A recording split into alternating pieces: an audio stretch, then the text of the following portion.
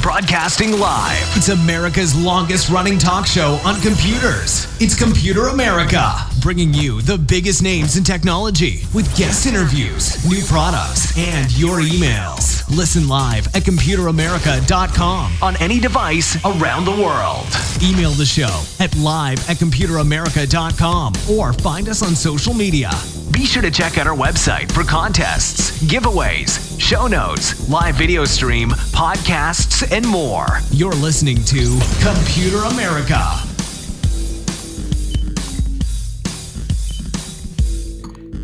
Hello and welcome into the Computer America Show. We are the nation's longest running, nationally syndicated radio talk show on computers and technology. Thank you for joining us. I'm your host, Ben Crossman, and I hope all of you are having a fantastic day because we have a great show planned for you where we will be doing, of course, computer and technology news for the entire segment of today's show. So lots and lots of stories to talk about. If you have been keeping an eye on any of the different publications that follow technology news, one story is rampant across all of them, and it has to do with, it's a real-life spy story. There's no other way around it. This time involving hardware produced in China that is being used by the largest of companies, including Apple and Amazon. And these are allegations by Bloomberg. But Apple and Amazon Web Services say that, hey, no way this is happening. So we're going to get to the bottom of that one. We're going to see, kind of everything that we know so far about the story, and so many more, including as well. And I found this one rather interesting, but you're going to be hearing about this kind of thing more and more often in the near future, where this other article about Fitbit data helps police arrest another murder suspect. That's right. Hey, the more that we track ourselves, our data, our heart rate, our vitals, everything about us, we are going to have, we are going to have these stories where the data is actually useful, and not just for the reasons that we thought, Fitbit, in terms of fitness and health and things like that, but in this case, law enforcement. Now, all that and more coming up in today's show, but before we get started, a couple of things, including computeramerica.com. Just real quick, check out the website. It has the show notes, links, articles, reviews, everything and more. We just got a new unit in. I'm really looking forward to testing it. We'll let you know more in the future, but if you want to know what's latest and going on with Computer America, check out the website. While you're there, also check out the live video stream, which you can also find at twitch.tv/Computer America. And the last thing would be the social media contest, which we are working with Logitech to get that back up and running. And we'll let you know what the new prize is and how to enter. But it should be a lot of fun. And everyone, hey, stay tuned for a lot coming out from Computer America. Now, why don't we go ahead and get started with computer and technology news?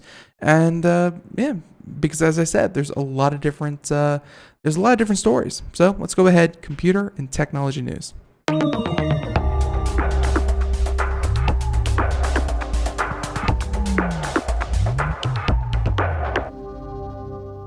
And as I led off, as I teased, our first story is indeed going to be, in fact, has to do with cybersecurity, pulling this article from MSNBC, and it has to do with, of course, the Chinese spy chips, as they call them, which, really, if you consider the supply chain of how technology is made, China dominates the manufacturing of it. The coding of it, the implementation of a lot of it happens, in other places, either contracted out to countries such as India or whatnot, or actually developed here in the United States or parts of Europe. But the actual manufacturing and the first time things get installed on these chips happens in the supply line, which is largely held in China. Now, this is, and this has to do with not so much your home computer, not so much your home laptop or cell phone or things like that, but rather data centers, which use processors to gobble up information, turn it into something useful, and either store it or feed it into another system, and then of course spit it back out. Processors process information. Not hard, right? Now, this is the claim by Bloomberg that data center equipment run by Amazon Web Services and Apple may have been subject to surveillance from the Chinese government via a tiny microchip inserted during the equipment manufacturing process. And that is according to a Bloomberg Businessweek report on Thursday. So today, and man, this has really turned it into a huge story. Now, the claims in the report have been strongly disputed by the technology giants because obviously, if you're Amazon or Apple, you are handling not just private citizen information, but you're handling confidential, sensitive information for a lot of businesses, especially Amazon. And Amazon Web Services is used by pretty much every Fortune 100 company. And to know that their data in some way, I'm sure Bloomberg kind of lays out what these things are capable of doing, but especially Amazon Web Services, all of those companies do not want their data exposed or monitored by the Chinese government. Now, the chips, which Bloomberg said have been subject to a top secret U.S. government investigation starting in 2015, so a couple years into this, were used for gathering intellectual property and trade secrets from American companies and may have been introduced by a Chinese server company called Supermicro, that assembled machines used in the centers. Apple, Amazon Web Services, and Supermicro dispute the report. Apple said that it did not find the chips as asserted by Businessweek, which cited anonymous government and corporate sources. Supermicro reportedly denied that it introduced the chips during the manufacturing. Obviously, so far all parties involved say this never happened, this didn't happen. But Bloomberg is, I think a reputable enough source that they, did some kind of homework. Now, obviously, they said that shares of Supermicro plummeted more than 40% following the report. Trading of the small server company's common stock on the NASDAQ was suspended on August 23rd after repeatedly missing SEC filing deadlines. Just a little over a month ago. And they said that after, so Apple shares edged 1% lower on Thursday, while Amazon fell 1.5% on the same timescale.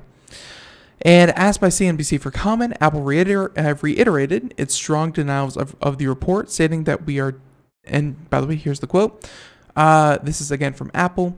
We are deeply disappointed that in our dealings with us, Bloomberg's reporters have not been open to the possibility that they or their sources might be wrong or misinformed. Our best guess is that they are confusing their story with a previously reported 2016 incident in which we discovered an infected driver in a single Supermicro server in one of our labs. That one-time event was determined to be accidental and not a targeted attack against Apple. Now, and Amazon, of course, shared a very similar statement. And let's go ahead and, kind of skip through this article a little bit, saying that the problem was discovered in 2015 and confirmed by independent security investigators hired by the cloud providers. Supermicro servers were removed by Apple that year, according to the report, which also asserts ties with Supermicro were severed in 2016. A follow-up investigation involving several government agencies was conducted, and Apple and Amazon denied these moves involving Supermicro were related to chip worries. No consumer data was stolen as part of the alleged campaign, according to the report. So, no consumer data. Obviously, that leaves a lot of wiggle room, but that's at least good for everyone out there who may be listening to this. That's hey, your photos that you stored on the iCloud were not compromised. And they said that China has been long suspected in en masse buying campaigns based on the hardware that they made there. The majority of electronic components used in the U.S. Are manufactured in China, where companies including Huawei and ZTE, as well as surveillance camera Hikvision, have all fallen under intense suspicion and scrutiny from the U.S. government in the past year. And of course, this is again combating intellectual property theft by China. Now, Apple, Amazon, and of course even the server manufacturer all completely deny this. Bloomberg is citing anonymous sources from government agencies and of course these independent contractors that they were able to get in touch with. The timeline kind of makes sense. If this report happened in 2015, Amazon and Apple both did an audit with their hardware and found that this was indeed the case, then severing their ties in 2016 makes complete sense. Whether or not that this was something that consumers should be worried about, it depends on what these chips were actually designed to do. Were they designed to monitor what information was being sent through them? Was it just to monitor, I guess, what kind of data was being sent? I don't know exactly what these chips were made to do. Bloomberg report does not actually kind of indicate that. But if you want to read more, we're actually going to throw up the Bloomberg Business Week article that they have here. Looks pretty well sourced, and of course, a lot of different information that you can find in there. And by the way, these microchips that they were inserting, they have a picture here. Didn't realize that when they say microchips, they mean microchips, like the size of a pencil lead. These things are tiny, tiny, tiny. So not that complex, but they are able to be installed, in very covert places. There's no doubt about it. Regardless of this story or anything with these allegations, China is using technology to spy in ways that other governments are, even if they're doing it behind the scenes, they're not so public about it as China is. China is using everything from facial recognition to inalienable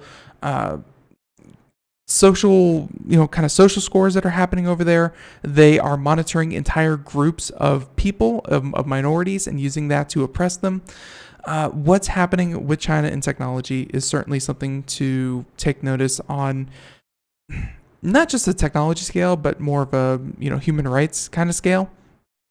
And to think that China would do this to other countries that they deal with is completely within the realm of possibility. But if this particular instance, it seems like this was uncovered in 2015, handled internally 2016, and the reports are just now coming out from Bloomberg in 2018. So now that they've done it once and now that they know what to look for, I'm sure that this won't happen again. But a very, very big story coming out. As I said, a lot of different publications picked this up. I would not doubt if we heard over the next couple of months further information clarifying this exact event. But yeah, until then, that's all. This article is actually very, very long. So yeah, that's all we're going to have time to cover the story with. But yeah, definitely check it out. Links at computeramerica.com. Now, there's that one. Let's go ahead, talk about something a little bit different. And let's see. So that one was a bit of a bummer, no doubt about it. Why don't we talk about something a bit happier? A bit happier. How about this? How about we talk about murder? That's happy, right? Now, murder is always bad. I feel like I don't have to say that, but being on the radio, I guess I have to. Murder is bad. Computer America will never advocate for murder anywhere, anyone, ever. But this story has it as its focal point, where this one coming from Engadget, Mr. Chris Holt, saying that Fitbit data holds police arrest. Helps police arrest another murder suspect, where the victim's heart rate spiked and stopped when she was with the alleged killer. Yeah, your heart rate should never stop. That's a very bad sign. But Fitbit may have helped police solve the murder of one of its users, after investigators used heart rate data to determine the identity of the killer, where they said that on September 8th, Anthony Iao, sure I butchered that, visited his 67-year-old stepdaughter in San Jose. He claims that he brought homemade pizza and biscotti for her, and she walked him to the door and gave him a couple of roses as a thank you. But data from Navarra's Fitbit Alta showed a different story, according to investigators. Now, let's see. So we have the person, Anthony, and we have the victim, I believe, would be Karen in this story. So killer Anthony, victim Karen, if I'm reading the story right. And they claim that they were, exchanging pizza, biscotti, and roses. Very, very lovely encounter. But I guess the data indicated that Navarra's heart rate, so the stepdaughter's heart rate, spiked significantly, then rapidly slowed and stopped, all during the 15 minutes or so that Iao was in her home. And one of Navarra's co-workers found her body 5 days after the visit.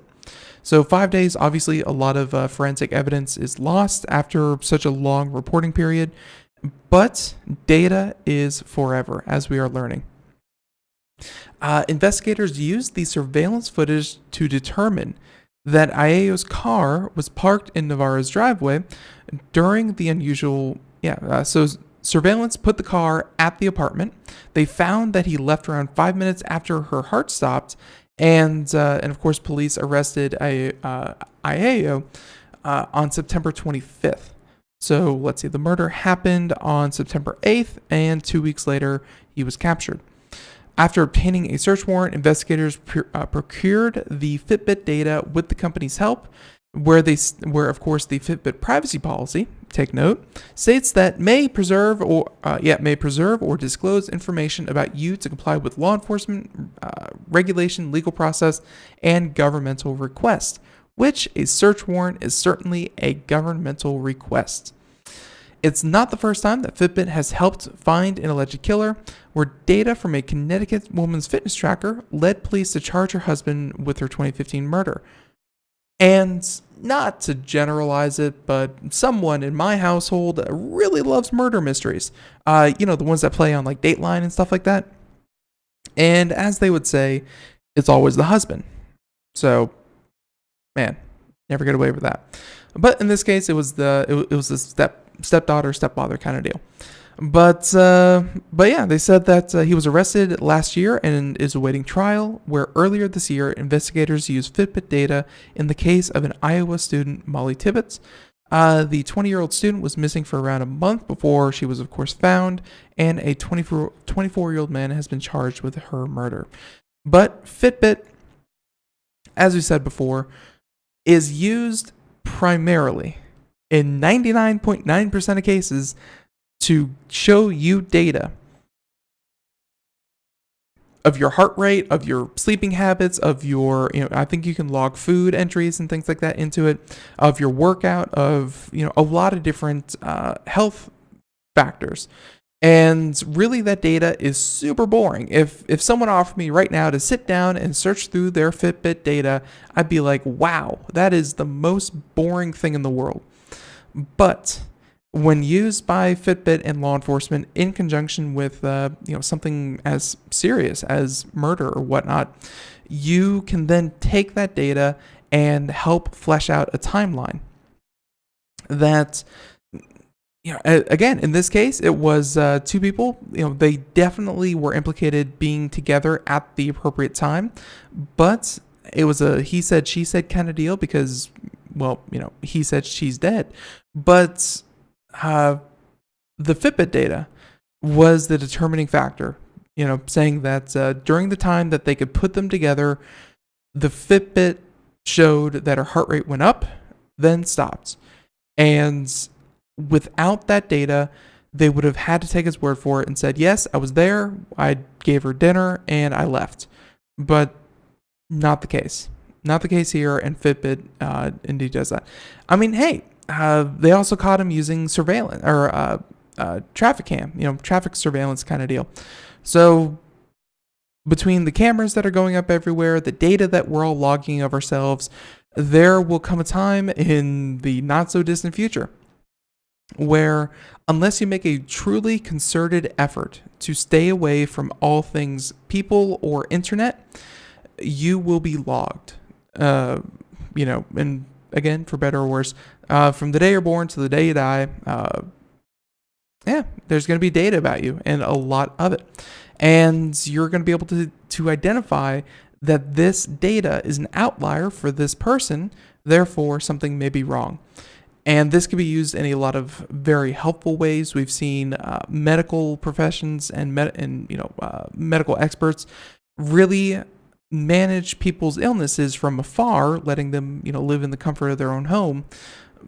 But then you have the other side, which is, of course, you're giving up all of your privacy. But I found that one a very interesting story. Just the idea that that Fitbit was used to actually help identify a person's killer. Hey, they don't write that on the box, and they probably won't.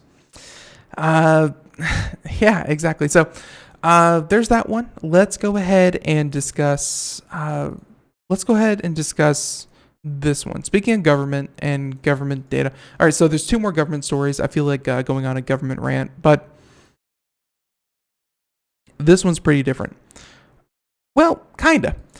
Drones, you know them. They are very loud. They have cameras on them. They fly around. They're actually a lot of fun. If you've never flown a drone or you've never taken pictures with a drone, I would highly recommend it. It's pretty cool.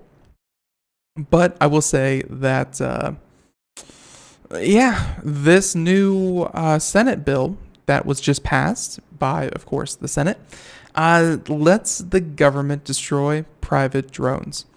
And let's hope that there's some more clarification as to exactly where and when they can do this, because if they can just shoot down any drone that they want, that may not hold up, in court. But this is coming to us from Engadget, Mallory Locklear, saying that this week the Senate passed the FAA Reauthorization Act, which, among other things, renews funding for the Federal Aviation Administration. It's a good thing. And it introduces new rules for airports and aircraft. But the bill, which now just needs to be signed by the president, also addresses drones, which the FAA has taken upon themselves to really be the governing body over drones. I don't know which organization would have taken that responsibility, if it wasn't the FAA, but hey, they've decided that, this is going to affect aerospace. So, hey, aviation, that's their job. And while parts of the bill extend some aspects of drone use, such as promoting drone package delivery and drone testing, it also gives the federal government the power to take down a drone if it's seen as a credible threat. And again, obviously, the FAA has been the governing body for drones for a number of years, where they were the first ones that required people be registered to their drone. If it was over like 5 pounds used for commercial purposes, they had to get a license. You had to register your drone with the FAA so that if anything were to happen with your heavy drone, they know exactly who it belongs to. You can't fly it out of sight. Like, you have to have, direct line of sight of it at all times. And more. I mean, obviously things like the Air Force and NASA, they maybe they could have some jurisdiction there, but obviously not exactly, probably not as good of an option. But I digress. Now, the wording comes from another bill, the Preventing Emerging Threats Act of 2018. Sounds ominous. They said that it's strongly supported by the Department of Homeland Security and absorbed into the FAA Reauthorization Act, where in June, as part of its argument as to why it needed more leeway when it comes to drones, the agency said that terrorist groups overseas, quote, use commercially available, drones to drop explosive payloads, deliver harmful substances, and conduct illicit surveillance, and added that the devices are also used to transport drugs, interfere with law enforcement, and exploit unsecure networks. Now, we've heard about some of these things, exploiting unsecure networks. That means, when we've heard it from our cybersecurity experts here on the show in the past couple of years, hey, sitting a van in front of a house is going to be very noticeable. People are really going to take note of, hey, look, a van, why is it sitting there? What is it doing? Whereas others, if you equipped a drone with some very strong Wi-Fi antenna, and you either fly it above a house or you fly it and you land it on the roof of a house and you let it sit there and collect and, kind of access that Wi-Fi network, be the point of penetration for that network, that's much harder to notice and something that we actually have seen in the wild. So they're trying to prevent against the logical next steps for people who want to use drones for bad purposes. Whether or not they're actually happening in the here and now, that's not the point. It's the fact that they possibly can be used in the future in these ways. Again, as as the Homeland Security put it, drugs, explosives, things like that.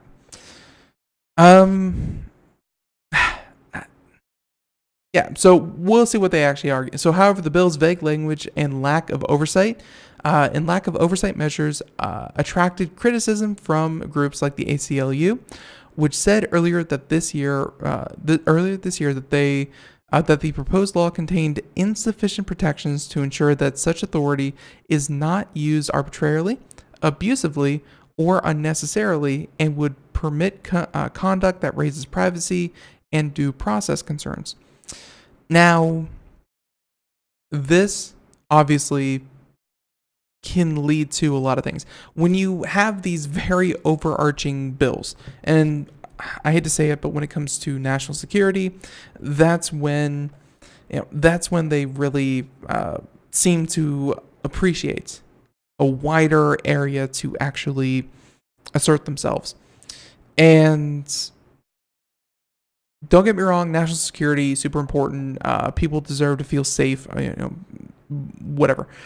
But you have other situations where you could be flying a drone for legal purposes and you could be filming something and law enforcement just has a carte blanche standing order that any drone is suddenly being used for illicit surveillance of police movements. If they wanted to assert something like that, then any drone anywhere near law enforcement could then be subject to being taken down. That's not good. There are a lot of ways to legally use a drone.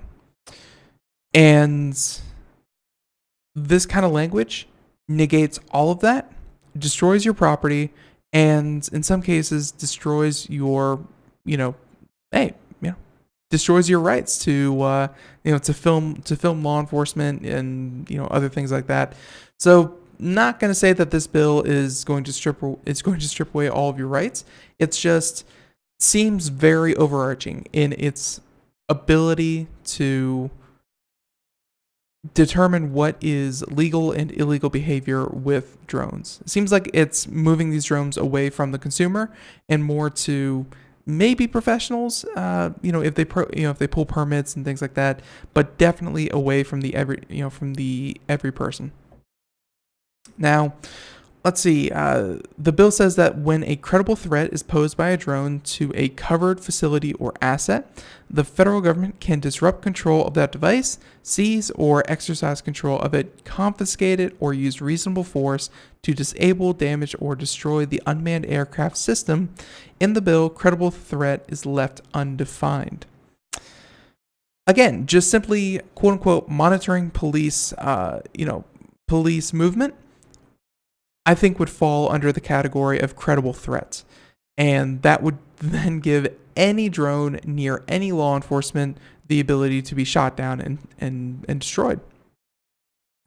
Saying that if lawmakers want to give the government the power to hack or destroy private drones, then Congress and the public should have the opportunity to debate how best to provide adequate oversight and limit those powers to protect our right to use drones for journalism, activism, and recreation.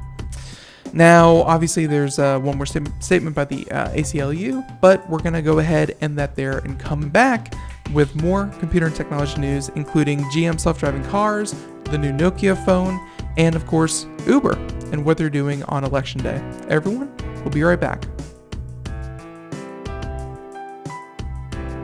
Greece is cheap. But the airfare costs a fortune. Paris? Not much closer, and again, airfare... What about Puerto Vallarta? Let's face it, flying anywhere is just too expensive. Wait, what's this? Low-cost airlines. With one call to low-cost airlines, you'll drastically slash your travel costs. We're talking insanely low airline prices to any of your favorite destinations. Where would you like to go? London, Rome, Costa Rica, Australia? Wow, that's cheap. So why wait? Call now to learn how crazy cheap it is to fly anywhere in the U.S. or international. Our prices are so low, we can't publish them. The only way to get them is to call to instantly hear the most amazing best deals on airline travel. It's that easy. So call now and start packing. 800-215-4461. 800-215-4461. 800-215-4461. That's 800-215-4461. We are all Brother Wolf. 10 years ago, a group of locals banded together to create positive change. We took animals into our homes, held adoption events at local retailers, and talked to the community about our mission to help build a no-kill Asheville. A decade later, we have achieved so many victories for animals in need. There's been so much progress, yet there's still so much to do. As part of our year-long celebration, we encourage you to become a member of our special Compassionate Circle program. With a monthly donation of $10 or more, you will have behind-the-scenes access to the work we are doing at Brother Wolf. Our goal is to reach 1,000 members because we receive no government funding. Working together, we can help build and sustain no-kill communities. Learn more at compassionatecircle.bwar.org. We are a 501c3 tax-deductible organization.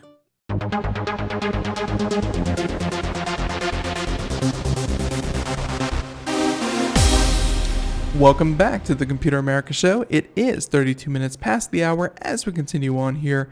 And everyone, hey, thank you for joining us. And if you missed any part of today's program where we've been doing computer and technology news, you can check us out wherever podcasts are heard, including iTunes, Google Play Store, iHeartRadio, and more. But of course, we appreciate it when you can watch us live at twitch.tv/Computer America, or you catch us live at the IRN Radio Network. Let's see. Let's go ahead and, of course, we're just wrapped up that story. That we were just doing about drones and and the authorization to disable them as law enforcement sees fit, where we are now going to go ahead and move over to, how about this one? Now, voting in America is not the easiest thing to do. Knowing where your polling station is, in some cases, having all of your documents in hand, and even on top of that, not being assigned to the proper polling station or not having transportation to the polling station can be a real problem to get people to vote. On top of many other issues. But let's talk about the transportation to actually cast your vote, to have your voice heard. And this is by Megan Rose Dickey from TechCrunch, saying that Uber, You've heard of them. They are the ones who are dismantling the taxi companies. Uber will offer free rides to the polls on election day, but not back. I'm joking. Let's go ahead and read the story, see what's up. But Uber no longer wants the barrier to transportation to be a deciding factor between voting and not voting. Where on election day, Uber is going to make it easy for people to find their local polling places and work with nonprofits to give certain groups of people free rides to the polls. And on November 6, 2018, Uber will offer U.S. riders the ability to quickly find their polling place and also book a free ride, saying that Lyft is offering as well half price and free rides to polling places on election day. That's right. So Lyft is in on it as well, saying that quote, decisions get made by those who show up. Uber CEO, the CEO of Uber said in a statement, saying that this election day, Uber will be doing what we can to make it easier for people to do just that. Now, in the 2016 election, 35% of youth surveyed cited a lack of transportation as the reason that they didn't vote. So 35% of youth surveyed. That's a good chunk. That's a good chunk of people who just didn't have a ride so that they couldn't participate. Uber is also working with nonprofit organizations to help get both riders and drivers registered to vote before the state deadlines. And between today and election day, Uber will also host voter registration drives at 125 driver hubs throughout the country. But if you yourself, on election day, assuming that you get off work or you can take time off of work and you can go vote, they are indeed going to be giving free rides to certain groups of people.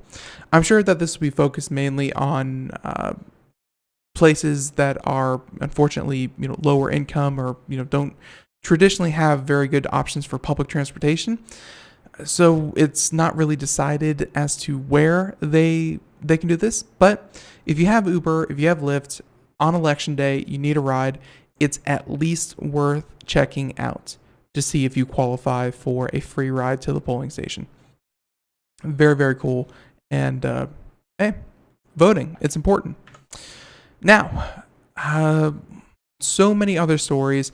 Why don't we talk about, real quick, Vizio? If you have not been following Vizio, they are a television company. They make, very moderately priced televisions. And, they make very moderately priced televisions and a lot of people have purchased them, especially smart TVs. Smart TVs came out a couple of years ago, and Vizio was one of the first, big names out there to not only offer a smart television, but offer it for a price that a lot of people found enticing. I remember that we actually bought one here in our home. I think it was, it was a 4K TV, smart TV, had all the bells and whistles except HDR, which I'm now regretting. But it's a smart TV. All of that, like 2 or 3 years ago, was like $400 for like a 55-inch. It was obviously to a lot of people an amazing deal and continues to be. But that same year of television that we kind of got into it, and so many others, the true cost of the television was not was not apparent, because people were paying for television with their viewing habits, their data, and their privacy, which is becoming an increasingly hard thing to keep. But that doesn't mean that we need to hand it away to every single company that produces anything for us. Now, Vizio is near a $17 million settlement for TV data tracking lawsuit, and saying that the deal is still subject to final approval, saying that Vizio may be reaching a settlement in its TV data tracking class action lawsuit, in which the TV company could pay up to $17 million in response to tracking its customers' viewing habits. And by the way, which was discovered earlier last year, although the deal is subject to final approval. Honestly, $17 million truly does seem like a slap on the wrist for someone who makes that many TVs. They said that since it was first discovered that Vizio was spying on its users' viewing habits, the company already paid $2.2 million to the FTC, in addition to promising that it would ask permission from users before tracking viewing habits and demographic data to sell to advertisers. According to Vizio, the tracking could have impacted roughly 16 million TVs between February 1st, 2014 and February 6th, 2017. And that makes, of course, about $17 million sum a bit less exciting if it's divided up among all of those customers. Think about it. If you have if every person had a proof of purchase for their TV that they spent 400, or let's see, I think like the 32 inch, which was the smallest smart TV, or maybe 42 inch, which was the smallest smart TV. Let's say you paid $250 for that TV, and some people paying upwards of $600, $700, $800, up to $1,000 for their television.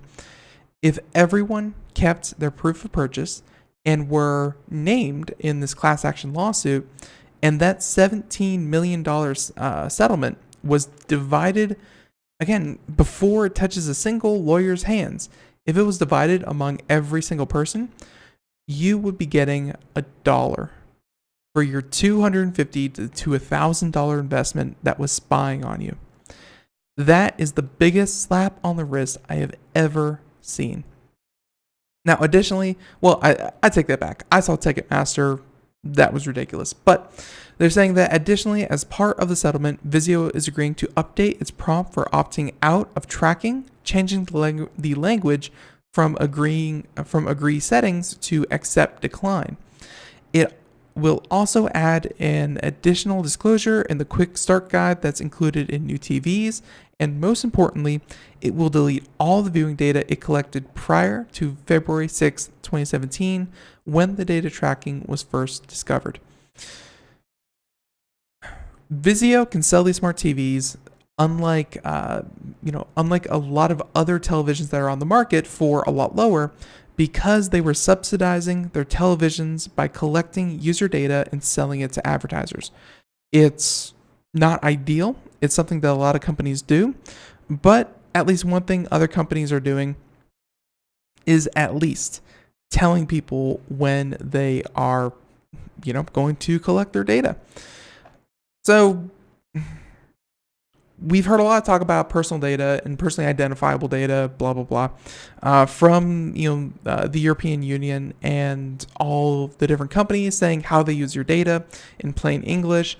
I'm glad that there's a renewed focus, because up until this point, for a decade or two, like as soon as advertisers started paying a lot of money for a lot of data, it's been the Wild West, and any data that you could collect in any way, surreptitious or known, was more valuable than any possible fine that you could get from actually utilizing it. That was the way things were. I'm hoping that that's not the way that's not the way things are going to be in the future. That you have some sense that your data is yours and you get to choose who you share it with. And they are privileged to have your viewing habits, your traveling, your health data, things like that. We're not there yet, but stories like this do give that kind of hope. So there you have it. Vizio getting closer to a settlement. Everyone expect your dollar in the mail eventually, maybe. Now, tons of other stories. Time to get into just a couple of them. Let's discuss. Hey, speaking of Europe, no better story. Europe and Netflix. This seems like a no-brainer, but honestly, I didn't even think about it. Europe moves forward with content quotas for Netflix and Amazon, saying that the European Parliament approved the regulations. That's right, Europe has been hitting it out of the park with regulations lately. And Mallory Locklear from Engadget saying that the European Parliament has voted to approve new regulations that will place a European content quota on streaming services like Netflix and Amazon Prime Video. Once the new rules are formally approved, 30% of video on-demand platform content catalogs will have to be European, which is a move aimed at supporting the cultural diversity of European audio-visual sector. I take that back. This is a pretty weird regulation to have, but I digress. Additionally, these companies will be asked to support the development of European productions either through direct investment or by paying into national funds contributions that should be, quote, proportional to their on-demand revenues in that country. I guess if you're not making any, let's say just pick a market at random. Let's say the Swedish market. If no one uses Netflix, that would mean that Netflix is not unduly burdened to have to invest in the Swedish video, movie sector.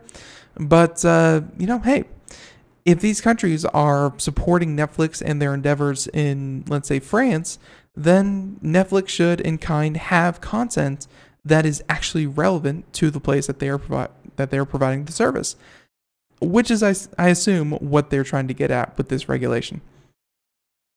And while some companies like Netflix are already nearing that quota, they'll be required to maintain it going forward. Where last month, Roberto Viola, head of European Commission's Communications Networks, Content and Technology Division, awesome title, told Variety that the European Union would publish their information on how streaming platforms currently stand in regards to the European content.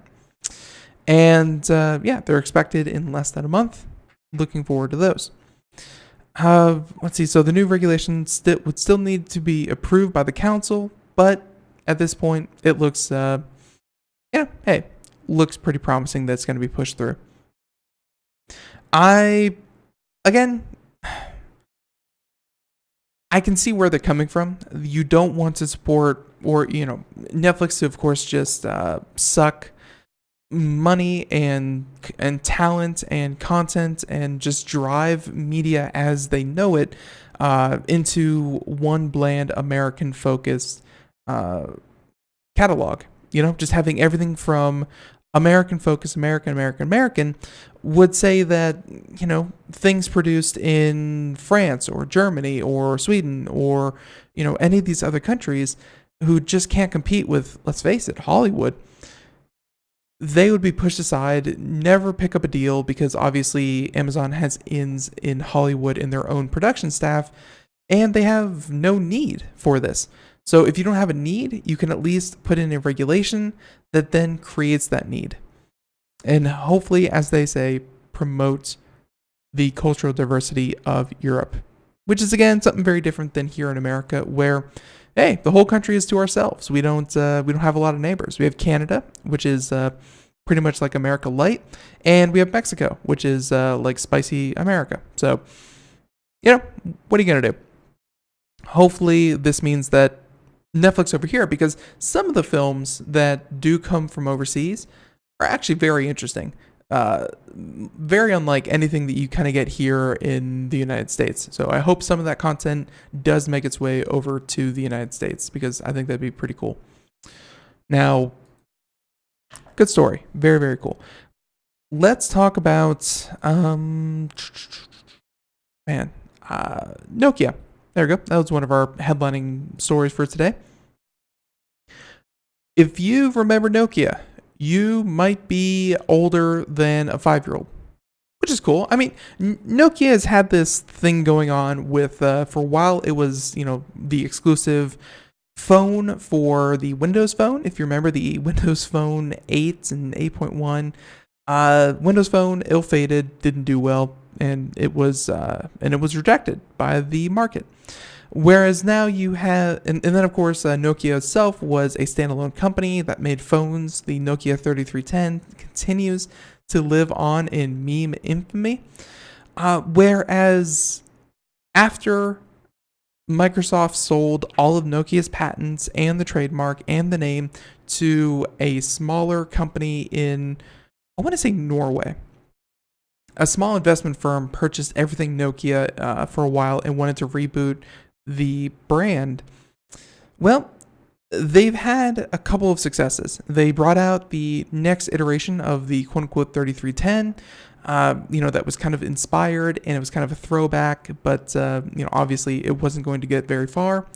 But now it looks like Nokia is back, and Nokia 7.1 brings a low-price, flagship-style phone to the United States. Might be finally time for you to actually remember that, hey, Nokia can make a phone. Who knew? And again, if you didn't catch the price there, the Nokia 7.1, which will be debuting here in the United States, sells for about $349. When you consider that, the latest, best, greatest iPhone, iPhone 10s, whatever, is selling for about $1,400. At $1,000 cheaper, some people who just simply want a phone to be a phone with, maybe some limited video calling, taking pictures, checking your email, and of course making phone calls. I think a lot of people would really gravitate towards a phone that's going to cost them a quarter of what a larger flagship phone would, if it does just enough.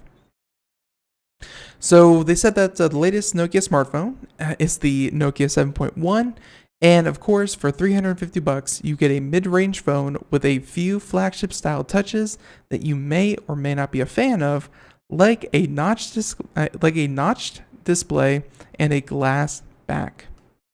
Personally, I could do away with the glass back. The notch display, I get it. I don't have to like it, but I get it.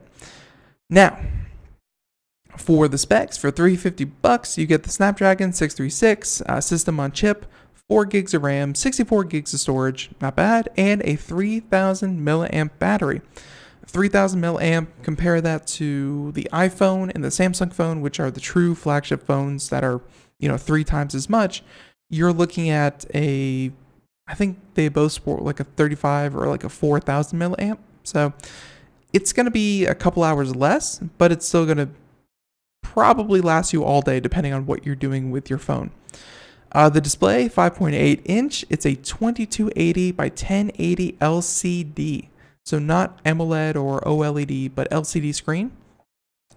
Pretty typical in budget phones.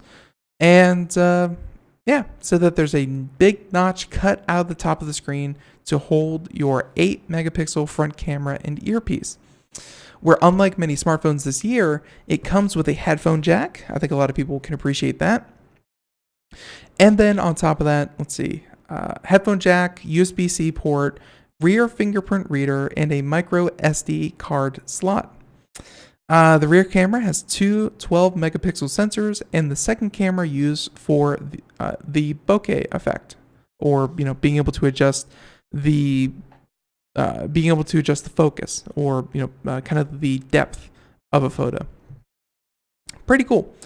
Let's see. So obviously, Arsenka is talking about how they're going to get their hands on one, and they're going to, of course, review the phone. But I think we're gonna, kind of skip it over there. Nokia 6.1, which was their previous phone, which sold for about $270. It, hey, from what I remember, when it comes to budget phones, not the flagship, but a budget phone, they were good. They were probably the top of the middle, again, kind of the mid-range market.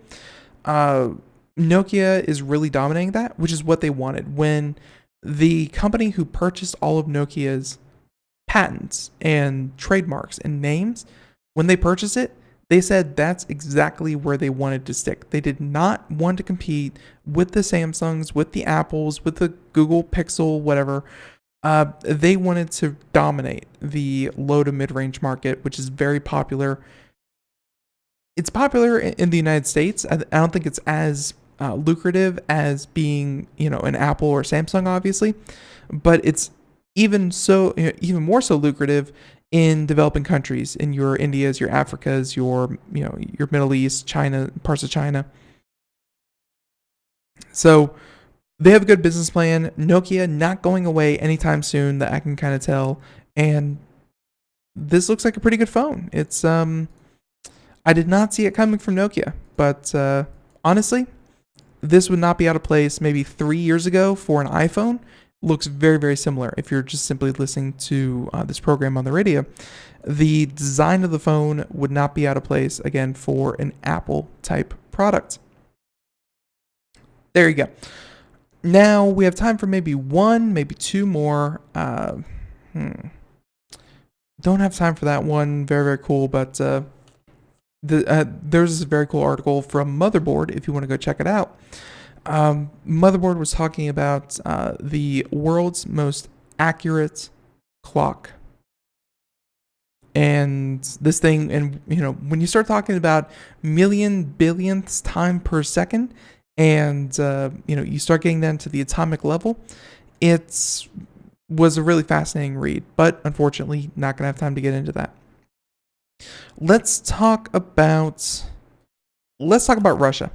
So we gave a large portion of the show today to China and how they allegedly installed microchips into American servers. Well, the U.S. has charged Russia with a bit of malfeasance of their own. Russian spies hacked officials to protect doping athletes. That's not good. Saying that the U.S. government announced on Thursday that it indicted 7 Russian intelligence officials for hacking targets in the United States. I'm seeing a pattern here. I'm feeling like when it comes to cybersecurity, maybe Russia might be our adversary. Just a hunch, though. Key Russian attacks were carried out in 2016, days after the World Anti-Doping Agency released an initial report on Russian doping activities. Russian agents targeted anti-doping organizations to gather information to undermine the investigation and embarrass non-Russian athletes. Where, according to the U.S. government, the defendants initially tried to use spear phishing emails. So, spear phishing, that would be, I'm writing this email to the CEO of the organization for the World Anti-Doping Agency. I'm writing an email exactly to that person saying, "Hi, I'm insert investor, athlete, organization, company, whatever. Click on this link. I have something to show you." And that link is malware. So they tried that. They tried that tactic where, they also, let's see. So they tried that. And when that didn't work, because everyone, do not click links in emails. Very simple.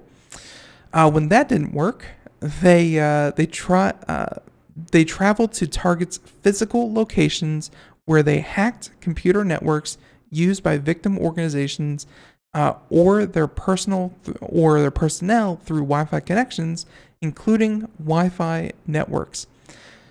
Those common sense tips that we spout here on the show all the time, they're the same tactics that keep you from having your credit card stolen or keep you from having your financial details compromised, to things actually, other information being stolen from you.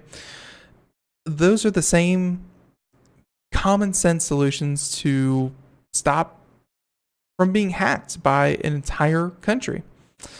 Key attacks occurred in Rio de Janeiro and in Switzerland. There we go. According to the DOJ's press release, the hackers gained access to a WADA database called Atoms that contained medical information from athletes around the world, as well as records about anti-doping investigations. They also gained access to the private network of the U.S. Anti-Doping Agency, as well as FIFA and the Global Soccer Federation. They then selectively leaked stolen information to the public and the media, in some cases in doctored or misleading form. Man, they did not go light. And this is, again, everything that the U.S. government itself released today. The conspirators exchanged emails and private messages with approximately 186 reporters in an apparent attempt to amplify the exposure and affect their message. So not only did they steal the information so that they could then alter it, doctor it, Photoshop it, whatever you want to call it, they then released it to about 200 different reporters to try to get their false narrative out into the zeitgeist. Russia, man, what an adversary, I guess is all I can say. So we got through a lot today. The only stories that we did not get to include a self-driving article about GM, where GM has made a deal with Honda for their cruise technology to be implemented into Honda, which is kind of like a super powerful cruise control. And it shows that Waymo is not the only game in town. The other one includes the Nintendo Switch. And next year, we could see a hardware update for this, pretty recent release from Nintendo. Very, very cool. And hopefully we see more of that in the coming year. Everyone, the music means that we're just about done here. Thank you for tuning in, and be sure to catch us here Monday through Friday, 4 p.m. to 5 p.m. Eastern, here at computeramerica.com. And again, thank you for listening. Everyone on the podcast, the radio, live stream, everyone in between, thank you. And be sure to catch more Computer America wherever you can. Everyone, have a great day. Thank you so much. Bye-bye.